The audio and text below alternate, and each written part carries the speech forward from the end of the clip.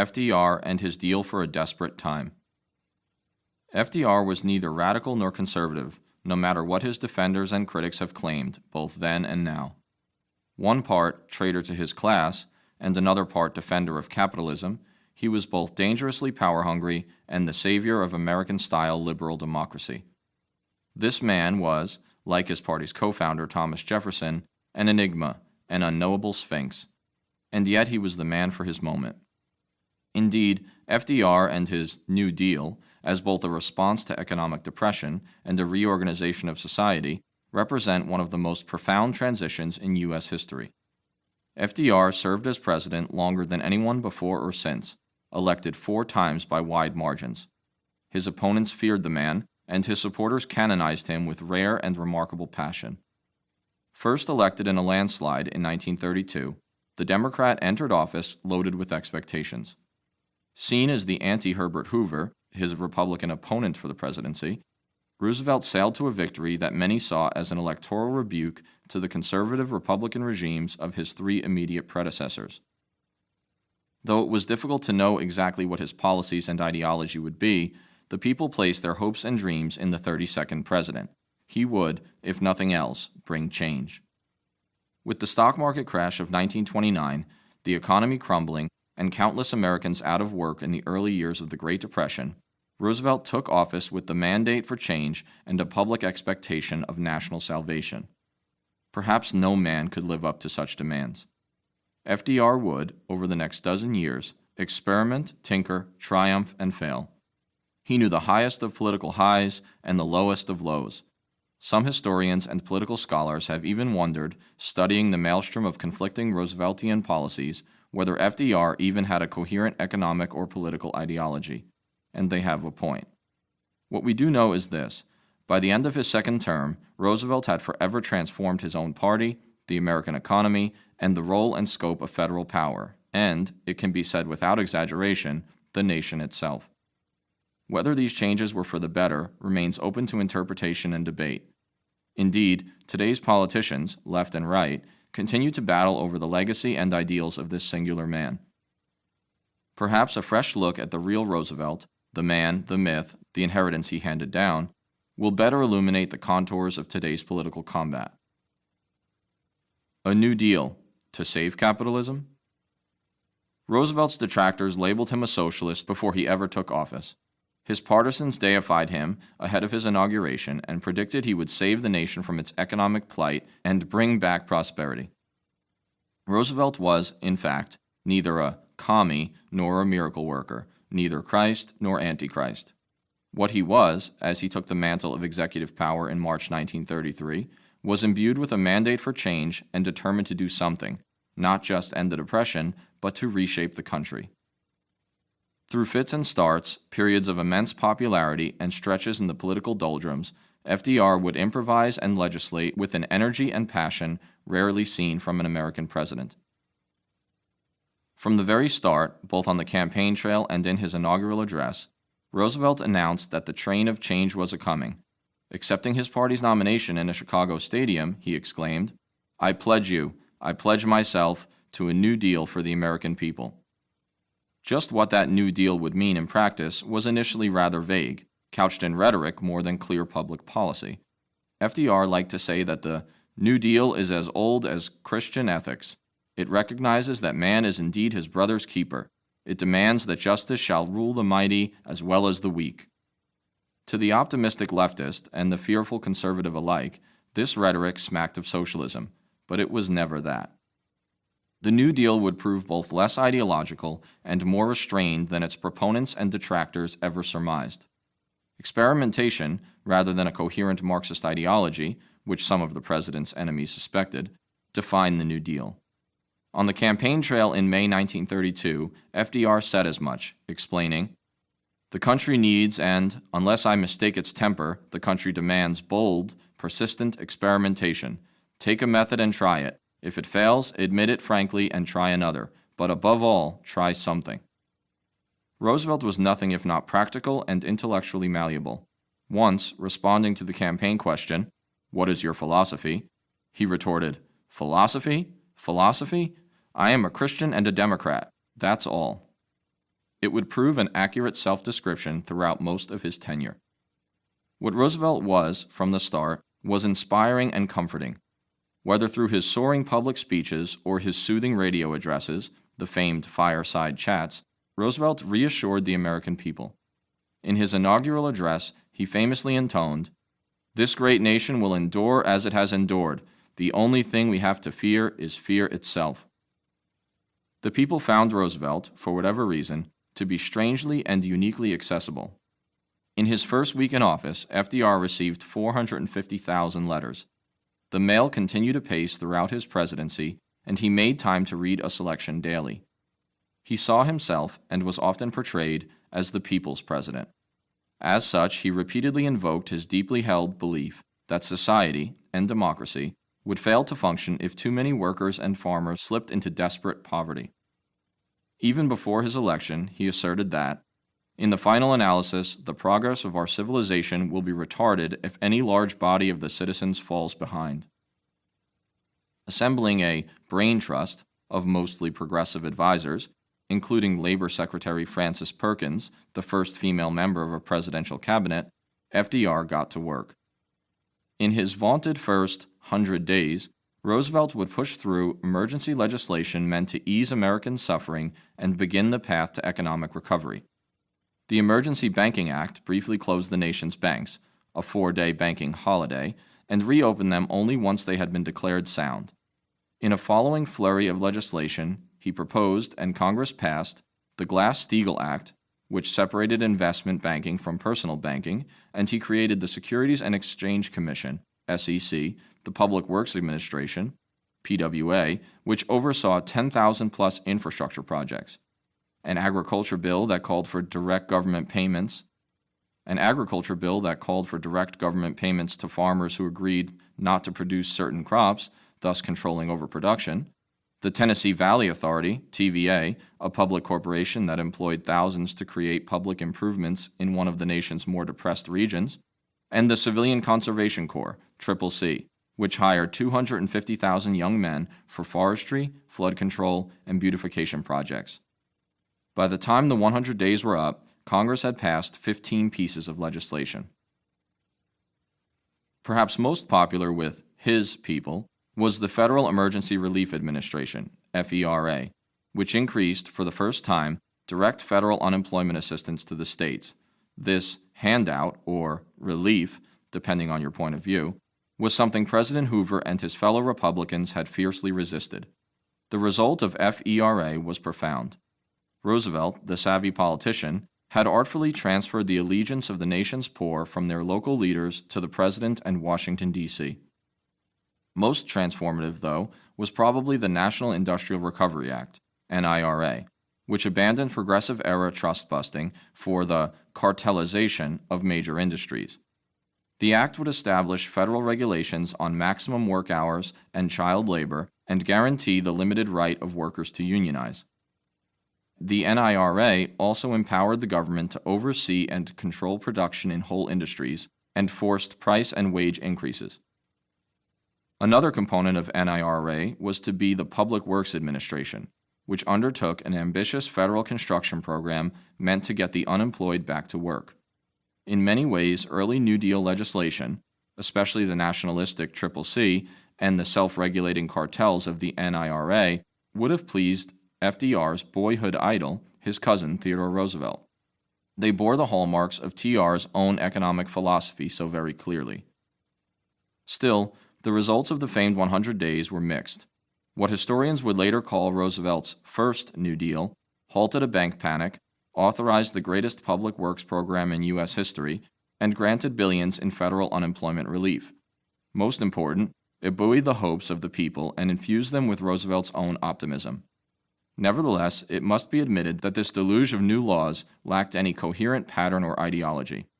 The early New Deal also maintained, rather than overthrew, capitalism, regardless of the hopes of some on the far left.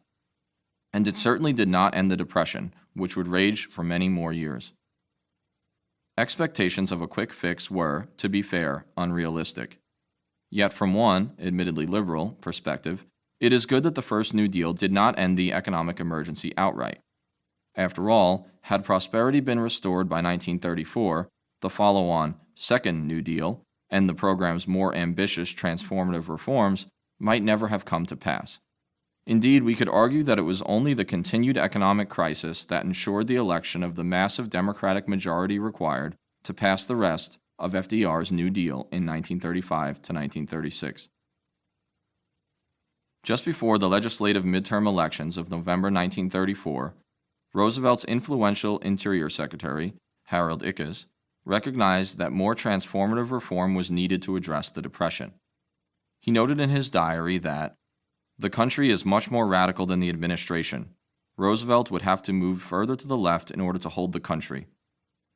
True radicals, both left and right, as we shall see, were gaining popularity, and FDR, about to propose several of his transformative reforms in 1935, may well have shifted left in response to these fringe threats. From this perspective, Roosevelt did what he later did, ushering in a more leftist Second New Deal, in order not to destroy, but to save American capitalism.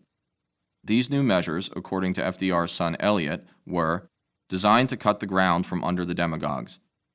Roosevelt himself explained that he was working to save our system, the capitalist system, from crackpot ideas. In another bold assertion, FDR told a Syracuse, New York crowd, "The true conservative seeks to protect the system of private property and free enterprise by correcting such injustices and inequalities as rise from it. The most serious threat to our institutions comes from those who refuse to face the need for change. Liberalism becomes the protection for the far-sighted conservative. In the words of the great essayist, 'Reform if you would preserve. I am that kind of conservative because I am that kind of liberal.'" Still, despite such proclamations, this rather political interpretation of the New Deal's motivation may overstate the case.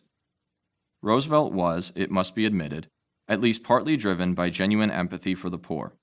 As historian David M. Kennedy concluded, it was solicitude for his country, a distinct Roosevelt family value, that lay at the core of his patrician temperament. By this logic, FDR was a sympathetic, if paternalistic person, who was always both more and less the traitor to his class that he was quickly dubbed. Indeed, as early as 1939, Raymond Moley observed that Roosevelt is outraged by hunger and unemployment, as though they were personal affronts in a world he is certain he can make far better, totally other than it has been. So if FDR's policy was decidedly not communist subterfuge, it was still, in many ways, rather idealistic and transformative.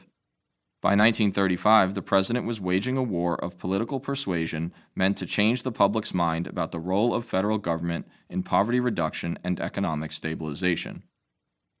Roosevelt recollected that the Constitution was established to promote the general welfare, and that it was thus government's plain duty to provide for that security upon which welfare depends.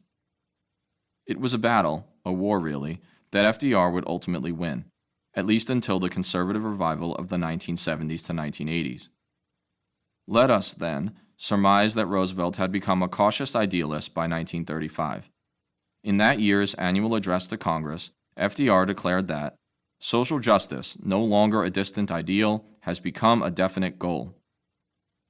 The common objective in his economic policies, then, seems to have been both the mitigation of the worst aspects of grinding poverty and the old progressive dream of stability, wringing order out of chaos.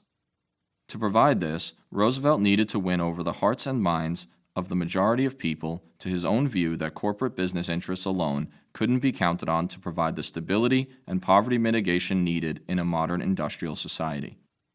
To this end, he declared that men may differ as to the particular form of government activity with respect to industry or business, but nearly all are agreed that private enterprise in times such as these cannot be left without assistance and without reasonable safeguards.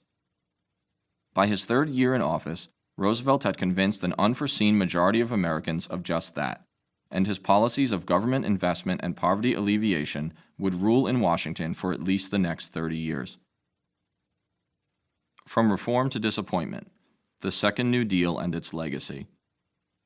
After securing record Democratic majorities in the House and Senate, Roosevelt unleashed his most ambitious and transformative legislation during the fateful 1935 congressional session. ever more alphabet soup, acronym-laden, agencies and bills would be created and approved. These included even larger job creation programs, including the Rural Electrification Administration, REA. When the REA first put Americans to work, fewer than 2 out of 10 farms had electricity. A decade later, 9 of 10 did. Even grander was the Works Progress Administration, WPA, which put 8.5 million people to work during its 8-year lifespan, employing a variety of citizens, from construction workers to artists and authors, on various public projects.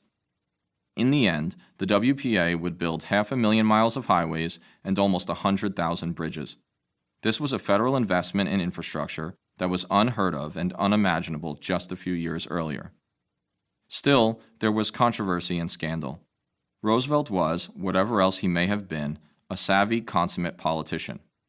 Recognizing the old saw that all politics is local, the president used the WPA as a gigantic federal patronage machine, handing out jobs and projects to amenable, mostly Democratic, state and city-level politicians and administrators. Indeed, in one extreme case, all New Jersey WPA employees were required to donate 3% of their modest paychecks to the local Democratic Party. Nevertheless, in the short term at least, WPA projects reduced unemployment and provided millions the dignity of honest work. Perhaps the most substantial and long-lasting piece of New Deal legislation was the Social Security Act. It included a program of lifelong old age insurance as well as institutional federal unemployment insurance.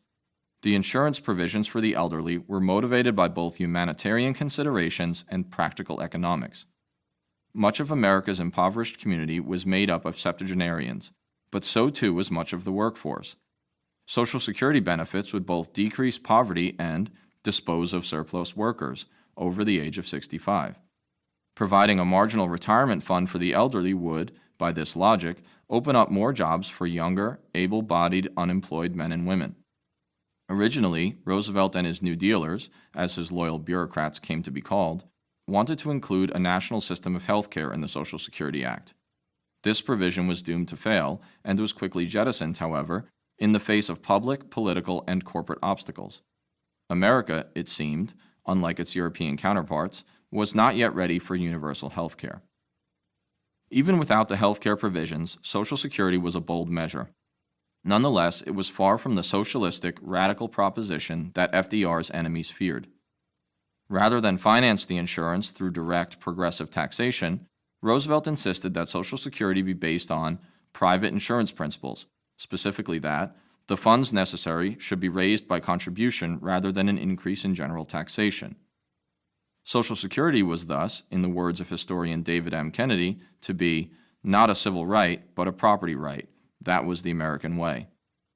As such, rather than an income redistribution program, this was to be a mandatory pension system financed by regressive taxes on the workers themselves. It remains so today. When his more liberal advisors warned Roosevelt that Social Security would actually initially burden workers, decrease consumer spending, and fail to minimize income inequality, he replied simply that, "I guess you're right on the economics, but those taxes were never a product of economics. They are politics all the way through." Progressive New Dealers also wanted Social Security insurance to pay the same amount to everyone, regardless of earned income, thus achieving some limited wealth redistribution. Again, Roosevelt, this time through his labor secretary, explained his opposition to such measures. "The easiest way would be to pay the same amount to everyone," Francis Perkins concluded.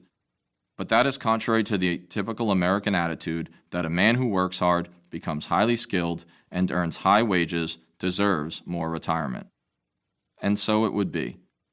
Here again, the Roosevelt administration based Social Security on the private insurance model, rather than the European income redistribution model that prevailed and prevails in just about every other industrial nation. Nevertheless, despite the moderation underlying most of his second New Deal legislation, there is no doubt that FDR did tilt leftward in 1935 to 1936.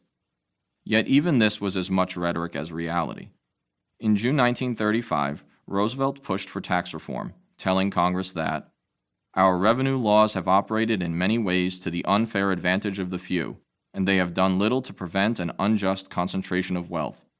Thus, he asked for very high taxes on the largest incomes and for stiffer inheritance taxes.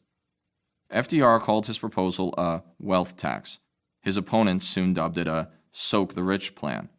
Still, in principle, tax reform polled well in Depression-era America. Motivated by his legislative successes, Roosevelt took his smite the rich rhetoric out on the campaign trail when he ran for re-election in 1936. Whereas in his first New Deal, FDR had sought cartelization and cooperation with certain business interests, he now told a frenzied crowd in New York's Madison Square Garden that his old enemies, business and financial monopoly, speculation, reckless banking, class antagonism, war profiteering, organized money, are unanimous in their hate for me, and I welcome their hatred. At several campaign stops, Roosevelt railed against the supposed cabal of economic royalists standing in the way of his reforms. This combative language earned the president standing ovations lasting as long as 13 minutes. What motivated this leftward turn, at least in rhetoric, was a desire to cow his socialist-leaning critics and build a wholly new political coalition. The president knew that many years of depression had bolstered the legitimacy of an extreme left wing in American political life, and that this faction, because of its potential to split the 1935 Democratic vote, was the real threat to his power and agenda. As FDR told a reporter during the tax debate in 1935, in order to combat crackpot ideas, it may be necessary to throw to the wolves the 46 men who are reported to have incomes in excess of $1 million a year. As David M. Kennedy has concluded, the 1936 campaign rhetoric of radicalism was more bluff than bludgeon. Roosevelt had little to lose, at least politically, in demonizing the far right and the super rich. What he sought to gain, however, was something far more transformative: a permanent coalition of workers, farmers, union men, minorities, and liberal intellectuals. For these folks, populist bombast sold well, and it worked. FDR won a record landslide victory in 1936 and appeared to have a stronger mandate than any president since James Monroe. His opponent, Alf Landon, had carried only 2 states in the Electoral College. Journalist William Allen White stated that Roosevelt has been all but crowned by the people. Still, if politics informed much of FDR's radical tilt in 1935 to 1936, there can be little doubt that he was also motivated, to some extent, by altruistic concern for the impoverished. In January 1937, in his second inaugural address, he laid out the core of his beliefs and agenda-setting philosophy for his next term. "The test of our progress," he proclaimed, "is not whether we add more to the abundance of those who have much, it is whether we provide enough for those who have too little." What's more, at the dawn of 1937, the economy had finally begun to show signs of recovery. The Federal Reserve Board's Index of Industrial Production had jumped from a score of 50 out of 100 to 80 by late 1935. As of November 1936, the unemployment rolls had shrunk by nearly 4 million from the 1933 high. Then, as soon as recovery seemed imminent, the economy came crashing down again in mid-1937. Within weeks, a second depression kicked off. Stock values plummeted by a third, and corporate profits dropped nearly 80%. By 1938, 2 million more workers had been laid off, bringing unemployment back up to an astounding 19%. Both conservative and radical leftist critics dubbed it the Roosevelt recession. Many Americans would ask, both then and later, what had caused this second crash and the resultant economic downturn. To some extent, the downturn was due to the simple, standard fluctuations of the business cycle in a still firmly entrenched capitalist economy. By this logic, because of the inherent ups and downs of the market, contraction was to be expected after 4 straight years of economic expansion under Roosevelt. Still, conservatives and laissez-faire economists blamed the recession on a lack of business confidence, arguing that FDR had demoralized corporations with his radical campaign rhetoric and relatively progressive tax policies. Though this may have been an appealing narrative for corporate leaders, it crumbles under closer examination. Later Keynesian economists, and the most dedicated New Dealers in Roosevelt's own administration, probably came closer to the mark. According to these thinkers, The reason for the 1937 to 1938 recession was simple. The New Deal hadn't gone far enough. The government, they claimed, had committed a few key errors in 1936 to 1937. Roosevelt, still trapped in an older school of economic thinking, fretted over balancing budgets. The budget was actually in the black for the first 9 months of 1937, and balked at more sorely needed deficit spending. His Federal Reserve, furthermore, worried about inflation, which can actually benefit a depressed economy, and contracted the money supply despite high levels of unemployment. Finally, the new regressive Social Security taxes took some $2 billion out of the national income without returning any benefits, which would not begin going out until 1940. The cure, according to the most zealous New Dealers, was simple: resume large-scale public spending. It might have worked, but by the middle of Roosevelt's second term, large sections of the public and the resurgent, Southern, conservative wing of FDR's own party had lost their stomach for more New Dealing. So it was that the depressed economy would sputter along until a new wave of deficit spending, ushered in by the military buildup for World War II, achieved a full recovery. Despite all the experimentation inherent in the New Deal, and the energy with which FDR initially championed it, in the end Roosevelt proved to be a reluctant and moderate spender. In a certain sense, the president wrought the worst of all economic worlds: insufficient government spending and fear of deficits on the one hand, and, on the other, beating the populist drum at a level high enough to unnerve corporate investment. By 1938, Roosevelt was much weakened as a political leader. The nation entered its 9th year of the Great Depression, and 10 million workers remained unemployed. For all that, at least democracy seemed safe in the United States. And Roosevelt remained convinced that some action toward poverty relief remained necessary to maintain that safety. Just a month after Adolf Hitler's Germany gobbled up Austria, FDR declared, "Democracy has disappeared in several other great nations, not because the people disliked democracy, but because they had grown tired of unemployment and insecurity, of seeing their children hungry in the face of government confusion and government weakness."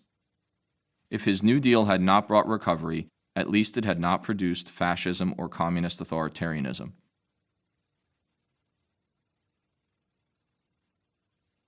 Radicals and demagogues, threats to the New Deal, left and right. Was a big high wall there that tried to stop me. A sign was painted, said private property, but on the backside it didn't say nothing. That side was made for you and me. One bright sunny morning, in the shadow of the steeple, by the relief office, I saw my people. As they stood hungry, I stood there wondering if this land was made for you and me. Politically radical verses from Woody Guthrie's 1940 version of This Land is Your Land. The New Deal and the entire American democratic and capitalist system was always at risk from radicals and demagogues on the left and right ends of the political spectrum. Only through a juxtaposition of FDR and these more radical thinkers can we illustrate the truly moderate character of Roosevelt and his program.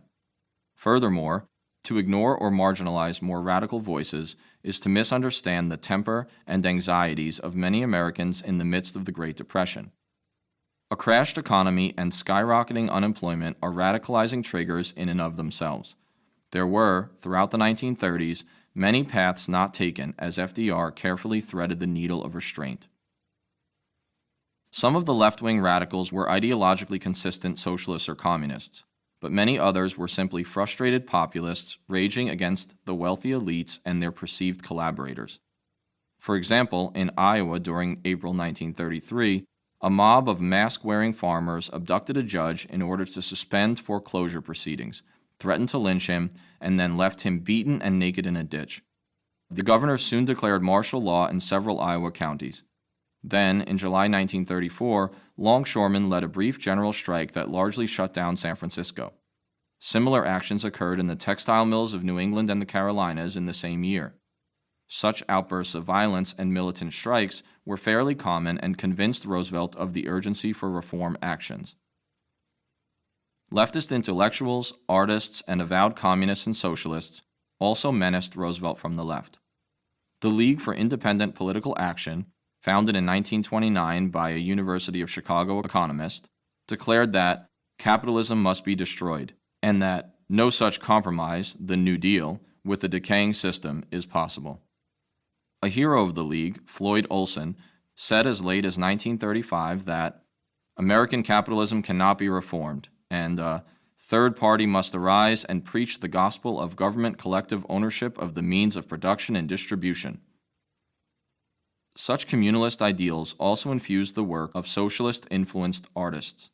For example, the famed novelist John Steinbeck wrote in his award-winning 1939 book, The Grapes of Wrath, which would be made into a popular 1940 film, "And the great owners, who must lose their land in an upheaval, with eyes to read history and to know the great fact, when property accumulates in too many hands, it is taken away, and that companion fact, when a majority of the people are hungry and cold, they will take by force what they need."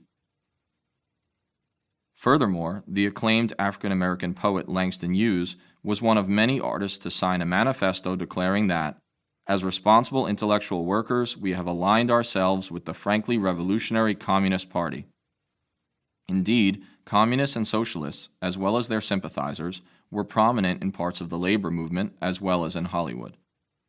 Disgruntled members of the old Eugene Debs-led American Socialist Party had formed the Communist Party USA in 1919, and by 1932, the party ran a black man for vice president of the United States.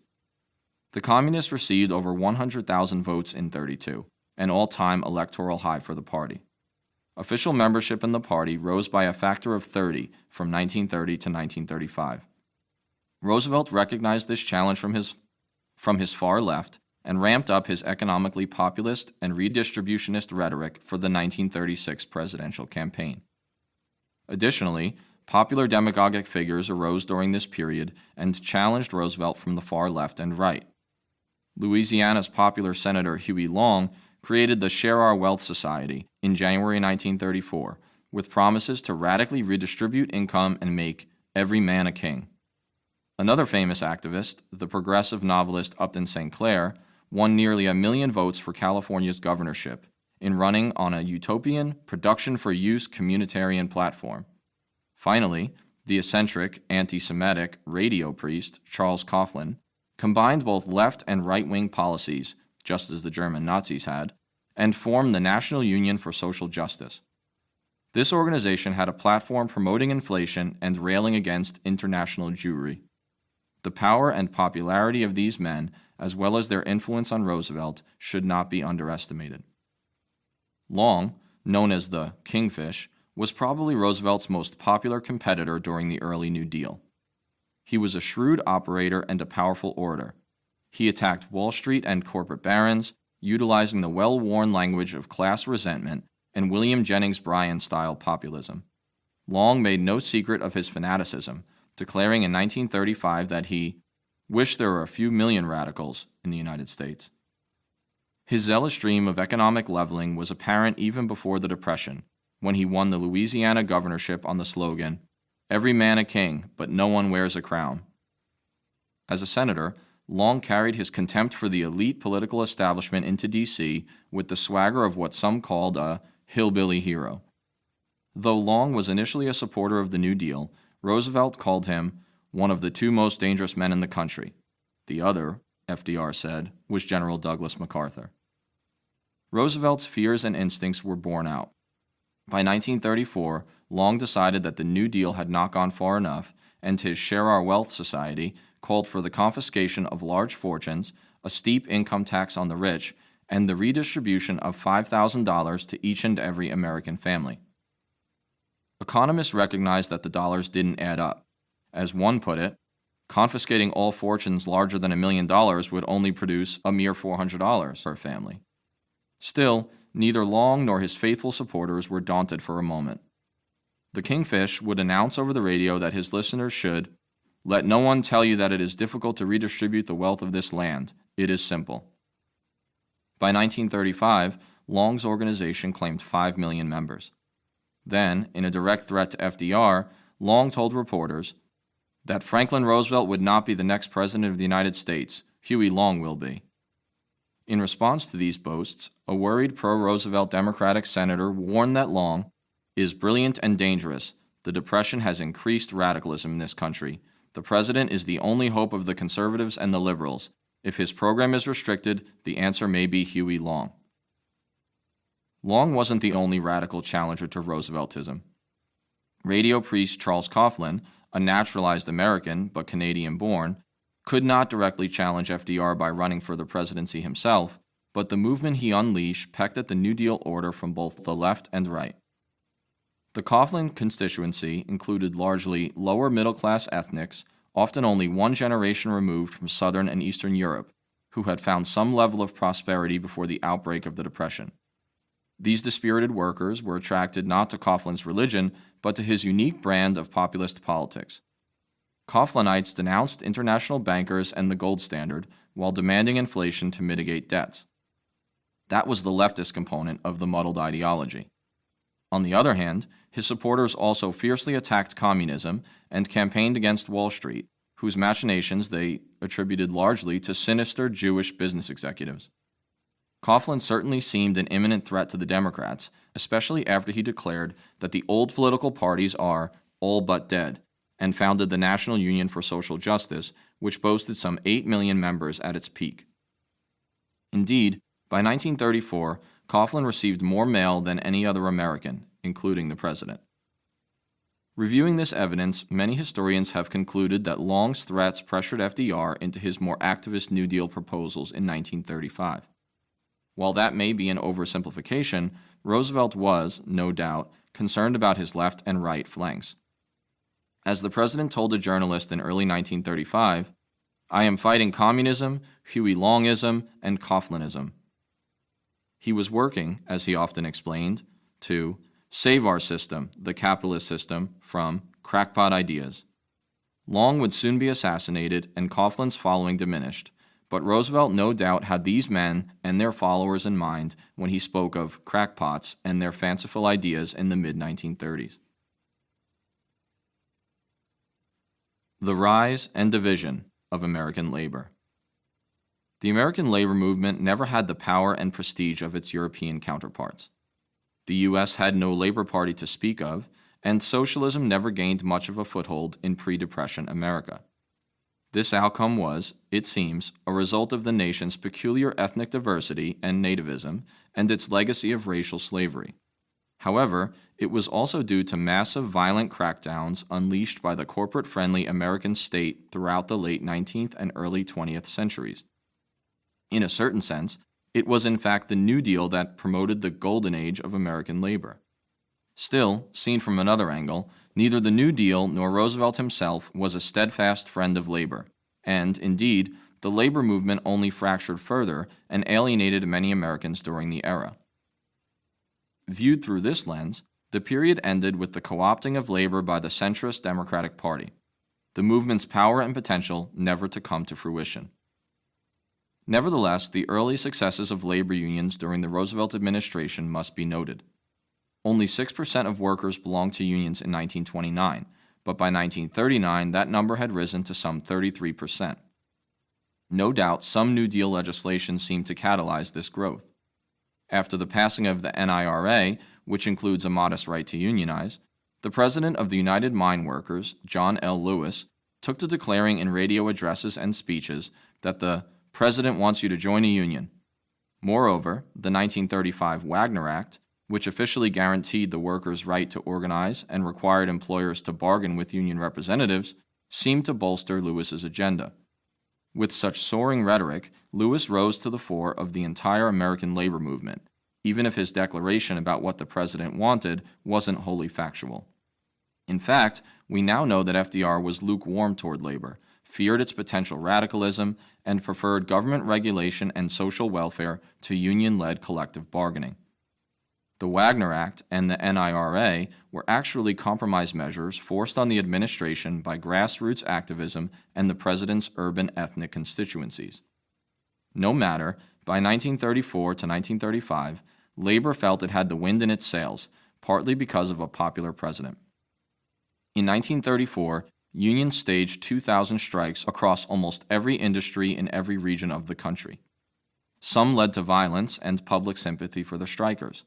Then, in the famous and successful 1936 to 1937 sit-down strikes, United Auto Workers members occupied several General Motors plants in Flint, Michigan, and refused to move until their demands were met. According to historian David M. Kennedy, this was nothing less than the forcible seizure by workers of the means of production. And when the Michigan governor refused to call in troops to enforce the court injunction against the strikers, the UAW won most of its demands: recognition of union bargaining rights, a shorter work week, and a minimum wage. The role of government in all this was actually minimal. Though FDR worked behind the scenes to urge GM to settle, the main contribution of government was, quite simply, staying out of the way. This represented a major turnaround from the violent military and police interventions of earlier decades. This was the high tide of labor success in the Depression era. The victorious sit-downers emerged from the GM plants full of buoyant energy and waving American flags. They seemed, for once, to have overcome the racial and ethnic divisions that had plagued organized labor in the past. One worker declared, "Once in the Ford plant they called me dumb Pollock, but now with the UAW they call me brother." Though stirring, this sentiment was, for the most part, just wishful thinking. The American labor movement had actually fractured once again. The older American Federation of Labor, AFL, populated mostly by old-stock Anglos, threw all its energy behind skilled tradesmen. Factory workers and unskilled laborers on assembly lines, who were usually newer Italian and Slavic immigrants, were often ignored by AFL leaders. John Lewis of the UMW recognized this fault early on, and by November 1935 formed the more radical Committee for Industrial Organization, later known as the Congress of Industrial Organizations. The CIO, in theory, called for ethnic and racial equality in union membership, but this additional hint of radicalism often served to alienate the public, especially in the conservative and labor-unfriendly South.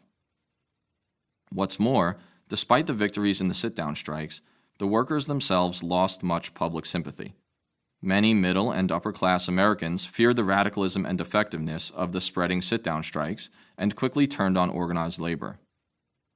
This was especially the case after various union branches began calling sudden wildcat sit-down strikes across the country, copying the successful Flint model. Rumors of communist infiltration, often exaggerated by corporate interests, further hurt the public image of the CIO unions, including the United Mine Workers and the United Auto Workers. At this point, Congress jumped in, with Representative Martin Dees of Texas opening the first hearings of the new House Committee for the Investigation of Un-American Activities, HUAC, by calling sympathetic AFL spokesmen to Washington. These opponents of the CIO played their appointed role and attacked the new movement as a seminary of communist sedition. Furthermore, major corporations fought back with a vigor rarely seen before or since. Businesses contributed to anti-labor advertising campaigns and also resorted to subterfuge and force to break the unions. Ford Motor Company had long suppressed unionism and even built up a paramilitary force of some 3,000 armed men to stalk and threaten disloyal employees.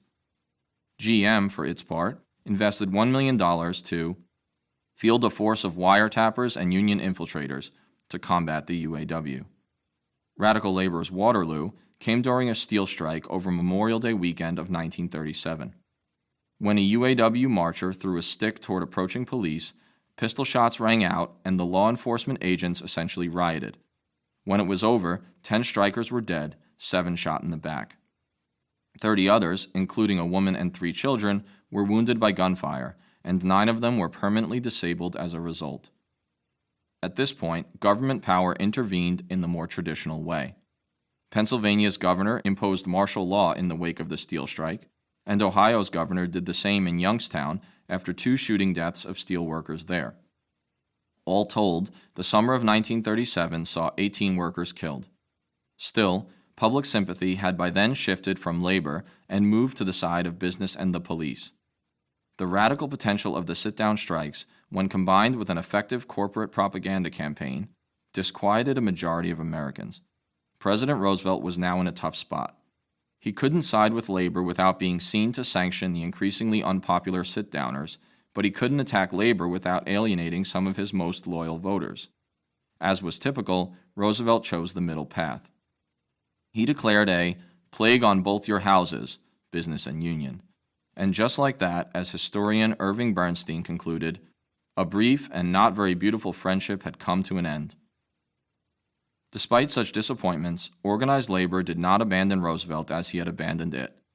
On the contrary, union workers had, by the end of the 1930s, become reliable Democrats. This destroyed, once and for all, the old labor dream of a separate workers' party, such as existed in much of Europe. Unions abjured calls for the fall of capitalism and became mainstream players in the two-party political system. In this process, as David M. Kennedy noted, they wrote the epitaph for American socialism. Affirmative action, but only for whites. The Negro was born in Depression. It only became official when it hit the white man. Clifford Burke, as quoted by Studs Terkel in an oral history of the Great Depression. At the height of the New Deal, according to the black scholar and historian W.E.B. Du Bois, some 75% of Americans were still denied the right to vote. Since at least 1877, blacks could count on neither major political party to reliably champion their rights.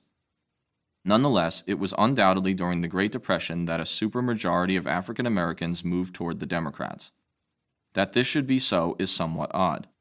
The Democratic Party, we must remember, was the preferred party not only of Civil War-era Confederates, but of post-war segregationists and white supremacists. Indeed, by the 1930s, the Democrats boasted a single-party system, in which they were unchallenged by Republicans, across the Old South. Still, there was something about Franklin Roosevelt, a scion of a Northern patrician family, and his New Deal, that appealed to America's largely impoverished black population.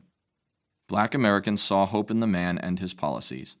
Tragically, their faith would prove misplaced, and they would soon find themselves left out of the New Deal's largesse in a carefully orchestrated system that achieved nothing less than white affirmative action.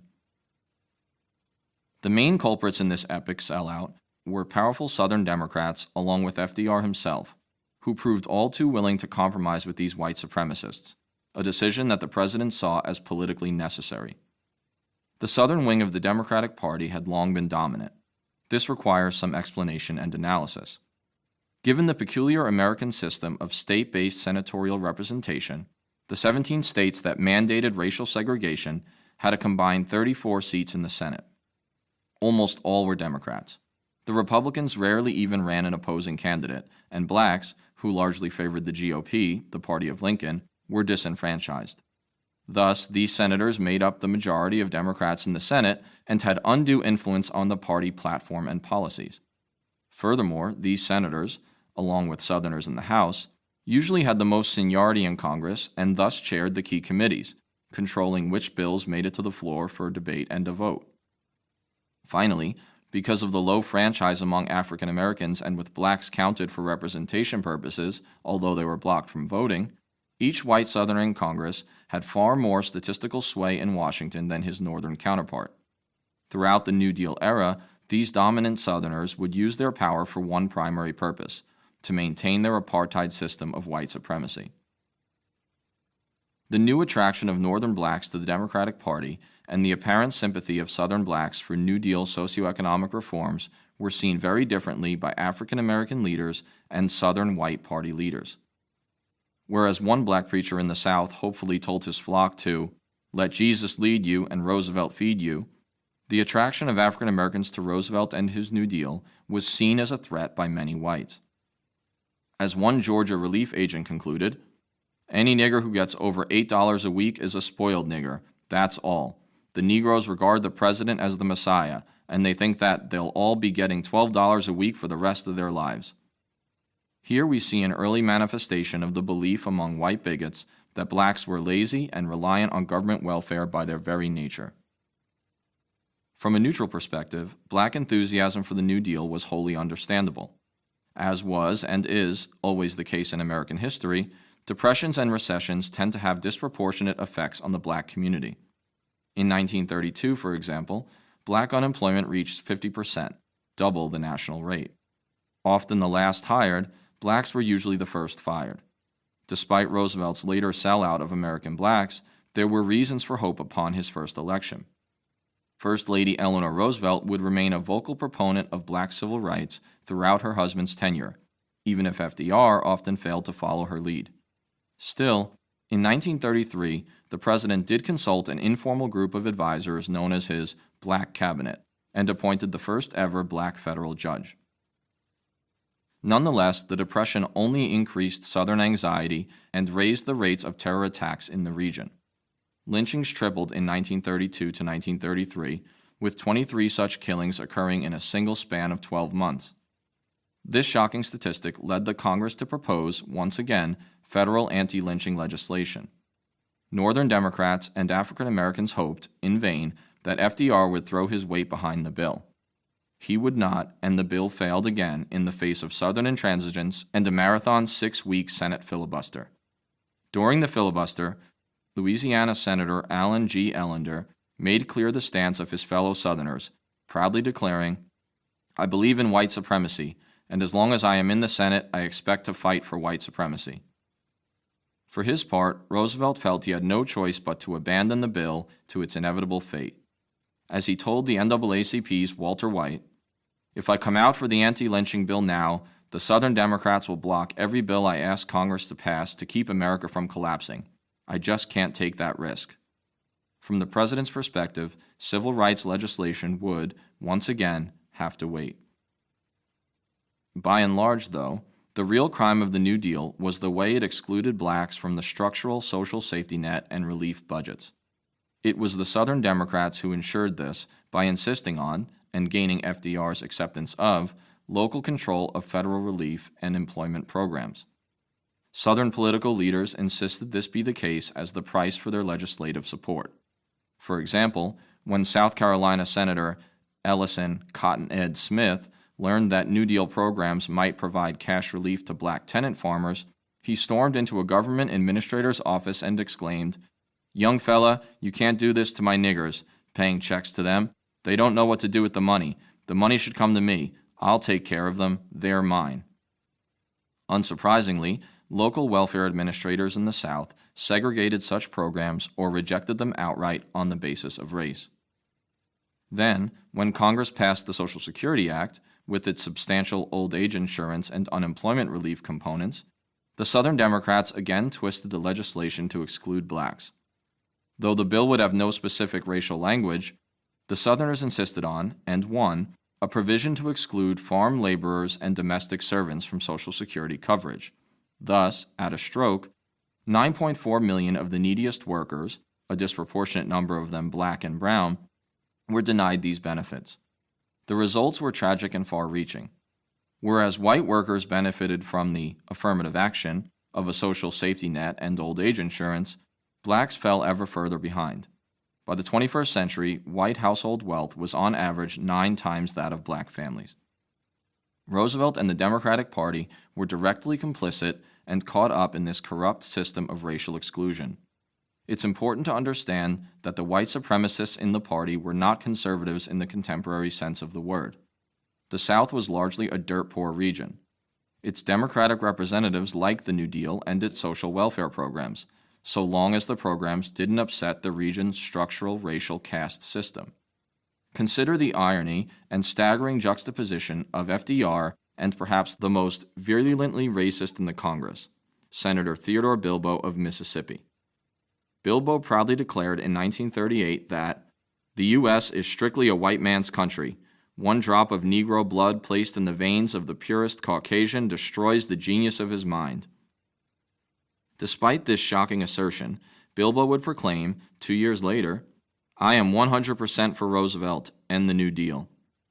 And when this deplorable man was reelected by a landslide in 1940, FDR himself sent a letter to Bilbo containing this sentence: "I was so delighted to learn of your splendid victory, assuring a real friend to liberal government."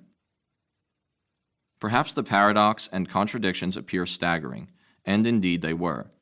Such were the fissures in the inherently unstable Big Tent of the 1930s Democratic coalition.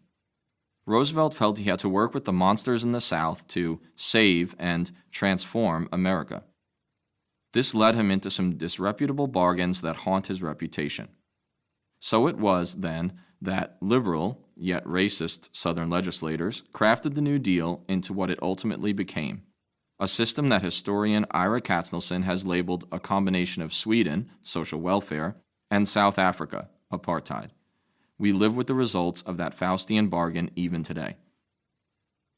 Blacks were not the only citizens left out of the New Deal. Women were also often denied the benefits of its legislation. For one thing, they were overrepresented in the workforce as domestic servants and waitresses, both excluded from the benefits. And in order to restore male dignity, many states passed laws outlawing the hiring of married women. Local relief agencies were reluctant to authorize aid checks to jobless women.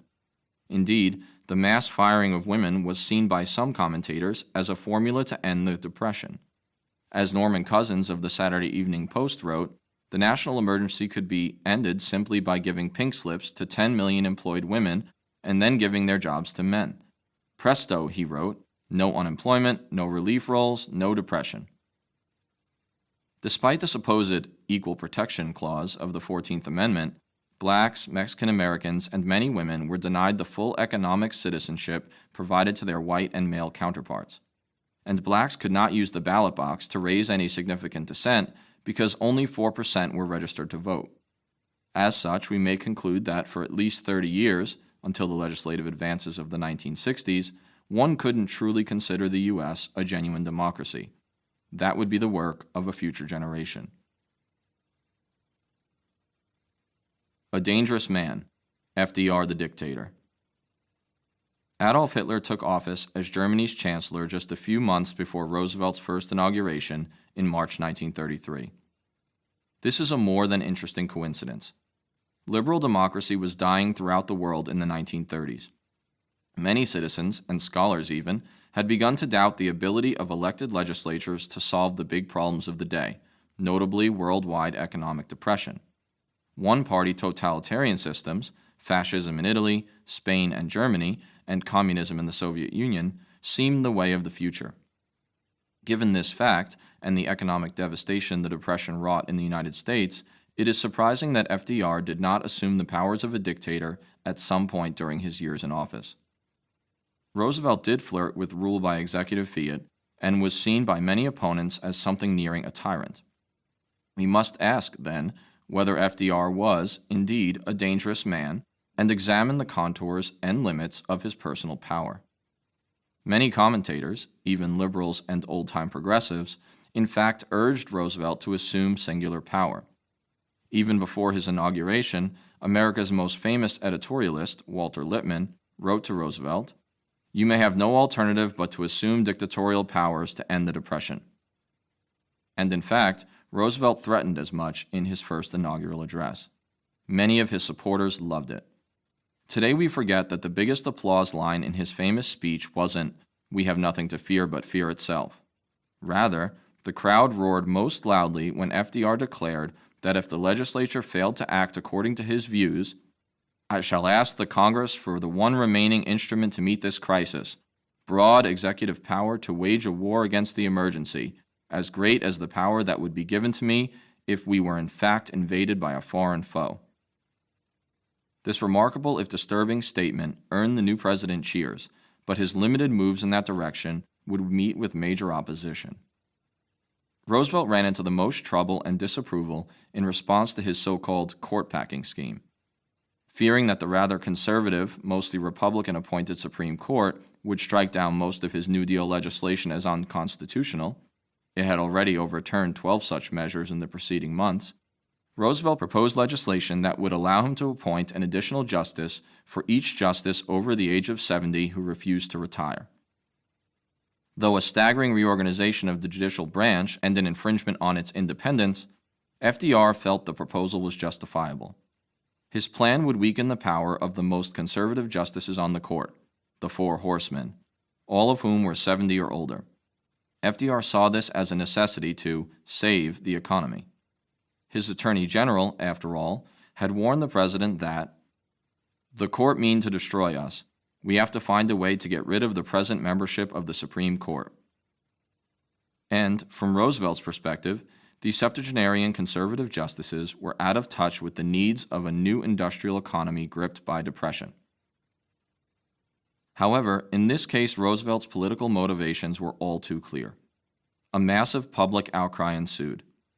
The columnist Dorothy Thompson wrote, "If the American people accept this last audacity, without letting out a yell to high heaven, they have ceased to be jealous of their liberties and are ripe for ruin." The president's court reform bill opened him to renewed charges of dictatorship, and not just from his traditional conservative opponents. A plurality of Democratic congressmen abandoned him, and a Gallup survey of the public showed that fully 55% of the population opposed the court packing. The bill never passed, and Roosevelt's popularity was permanently damaged. Nonetheless, though the president had lost the battle, he may have won a Pyrrhic victory in the war. Soon after Roosevelt's announcement of the plan, Justice Owen Roberts switched sides, and the court began approving each piece of key New Deal legislation. What one commentator called the greatest constitutional somersault in history has since been labeled the switch in time that saved the nine Justice Court. Though FDR never managed to expand the court, he had, he observed, obtained 98% of all the objectives intended by the court plan. True enough, but the court packing scheme had exposed the deep fissures in the president's own party. Southern Democrats abandoned him and began to fear that if the executive branch could request and gather such federal power on this issue, it might later delve into the South's own business of racial segregation. For the rest of his time in office, Roosevelt would face taunts about his dictatorial temperament from these Southerners and many others. For example, in the midst of the crisis, the famed H.L. Mencken published a satirical essay on the American Constitution that began, "All government power of whatever sort shall be vested in a President of the United States." Ultimately, however, despite his flirtations with strongman rule and sometime bending of the rules, Roosevelt never governed by a full executive fiat. He, unlike Mussolini or Stalin, accepted the constitutional primacy of legislatures and accepted far less than he proposed through compromise with Congress. In the final analysis, FDR may have been dangerous, but he was not a dictator. His loyalty to the Constitution and his fealty to executive limitations may have been just the thing that saved America's admittedly flawed democratic system. It is hard to know if another man would have demonstrated such humility and restraint when times got tough. Those qualities must remain a significant part of Roosevelt's legacy. Backlash: sowing the seeds of a new conservative political movement. For all that, Roosevelt still alienated large portions of the American electorate and the established power structure. His policies and persona earned him the undying ire of a new conservative movement that formed in response and in opposition to all things Roosevelt. Today, the resurgence of conservatism and its takeover of the Republican Party are traditionally dated back to Richard Nixon or Ronald Reagan, but in reality, its seeds had been sown by 1935. That nascent movement of the 1930s and its anti-FDR bona fides remain a major part of American political life to this day. By 1934, organized corporate interests felt threatened enough by the New Deal that they worked with conservatives within the president's own Democratic Party to form the American Liberty League, an organization whose birth marked the start of organized opposition to Roosevelt's policies. Then, in 1935, the newspaper magnate William Randolph Hearst, after hearing of FDR's wealth tax, branded the president's proposal communism and took to referring to him as Stalin Delano Roosevelt. This despite the fact that the top tax rate of 79% on incomes over $5 million covered precisely one individual, John D. Rockefeller. Then, in response to Roosevelt's 1936 campaign attacks on economic royalists, some employers slipped propaganda into workers' paychecks, falsely claiming that the Social Security Act would require all participants to wear stainless steel identification dog tags, and that there was no guarantee that workers would ever see a return on their payroll tax deductions. Worse still for Roosevelt, at the end of the 1937 special congressional session, in which not a single one of the president's bills had passed, a large bipartisan group of Southern Democrats and Northern Republicans released a 10-point conservative manifesto. It attacked union strikers, demanded decreased taxes, defended states' rights, and criticized growing federal power. Historian David M. Kennedy has labeled this document as the founding charter for modern American conservatism. Then, in the 1938 elections, the Republican Party rebounded, winning more seats than at any other time since 1928. This was a knockout blow to the New Deal, and Roosevelt would pass hardly any social welfare legislation for the remainder of his presidency. In Congress, the new HUAC committee hinted that FDR's program was communistic, and the panel cultivated ties with right-wing groups and worked closely with FBI head J. Edgar Hoover. Committee members and their public supporters began to claim that the New Deal was a communist conspiracy spearheaded by new foreigners who had gotten into the country despite the restrictions of the 1924 immigration bill. Some referred to Roosevelt's policies as a Jew deal. HUAC Chairman Martin Dees promised to wage relentless war without quarter and without cessation on 3.5 million, mostly Jewish, Italian, and Slavic, immigrants that he dubiously claimed had entered the country illegally. He even blamed the Depression on these immigrant groups, stating, "If we had refused admission to the 16,500,000 foreign-born who are living in this country today, we would have no unemployment problem."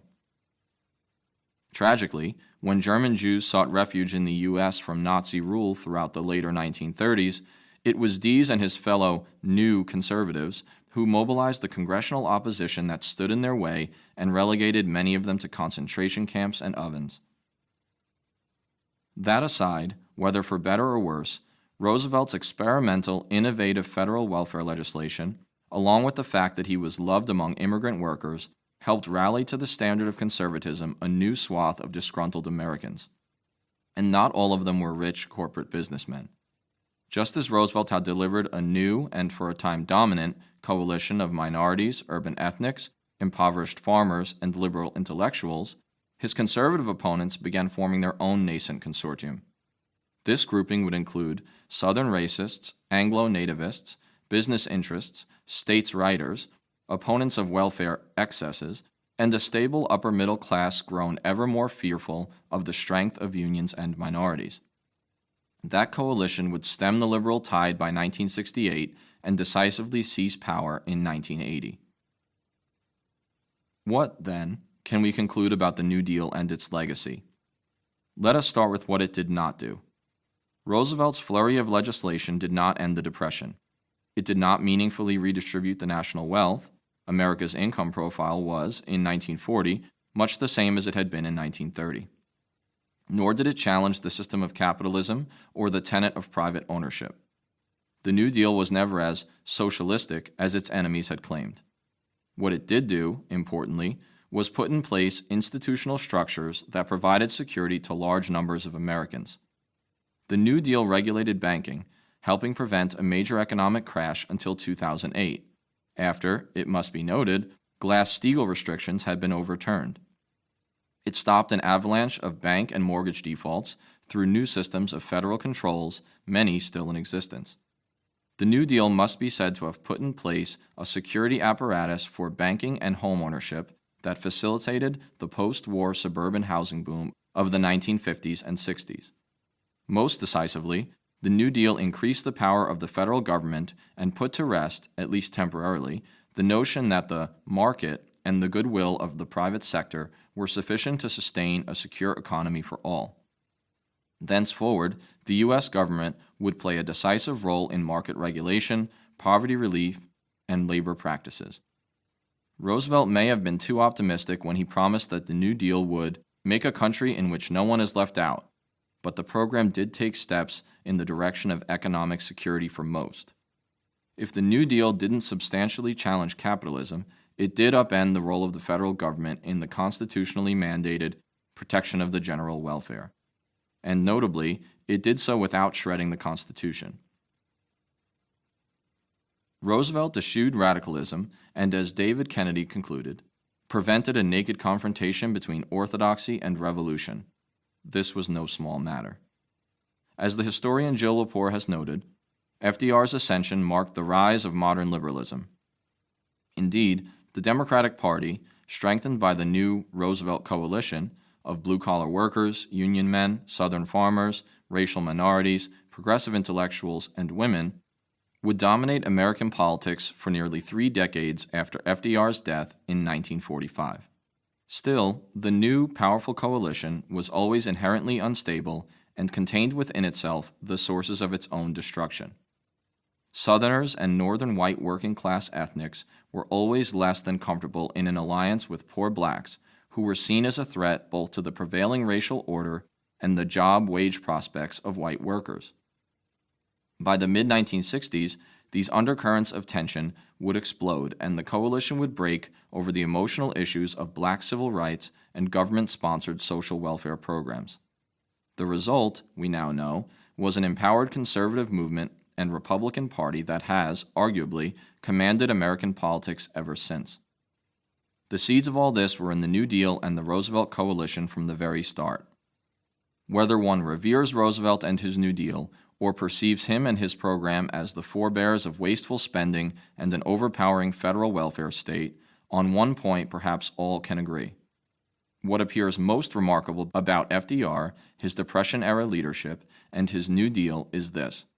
For whatever reason, be it the president's brilliance or sheer luck, the United States, unlike many other Western nations, avoided the radical and authoritarian turns toward communism or fascism that paved the road to another world war.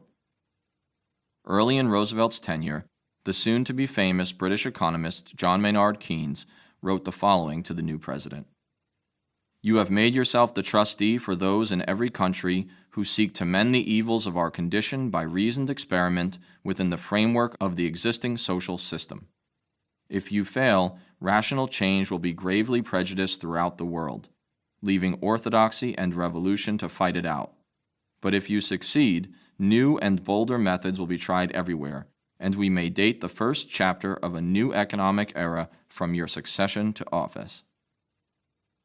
At this, at least, Roosevelt would succeed in promoting rational change and avoiding excessive radicalism or revolution.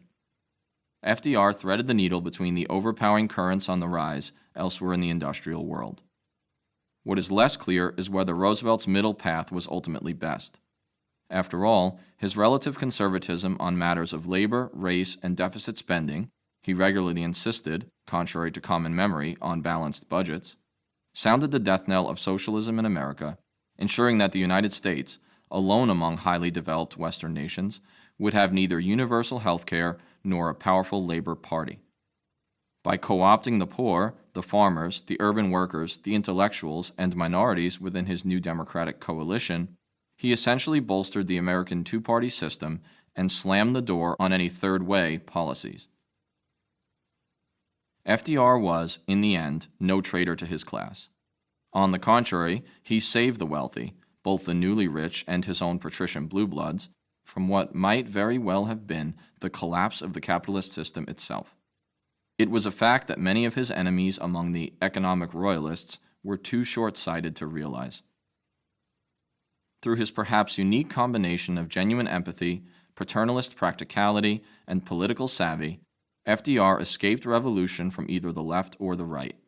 Still, in pursuing a pragmatic path, he left much social justice struggle to future generations and left the conservative movement very much intact. It would fall to others to strive toward racial equality, more far-reaching poverty reduction programs, and a truly egalitarian wealth redistribution. His Democratic successors would try, falter, compromise, and ultimately fail in this later mission, ceding much political ground to a newly empowered conservative Republican Party.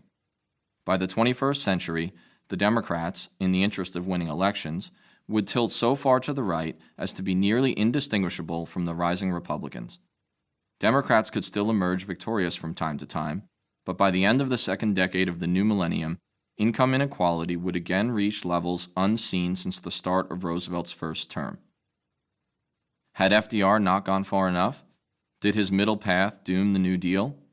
Today, with wealth disparity again reaching record levels, racism and nativism back on the rise, organized labor on life support, and globalization castrating American manufacturing, it would seem, at least to progressives, that both questions must be answered in the affirmative. Nevertheless, given the time, the stalwart American tradition of individualism, and the power of the conservative opposition, expecting more from Roosevelt may constitute wishful thinking of the highest order. Seen in this light, Franklin Delano Roosevelt, the man, the dream, and his policies, charted both the possibilities and limitations of progressivism in America. As for the United States, a conservative country it was, and perhaps it shall remain.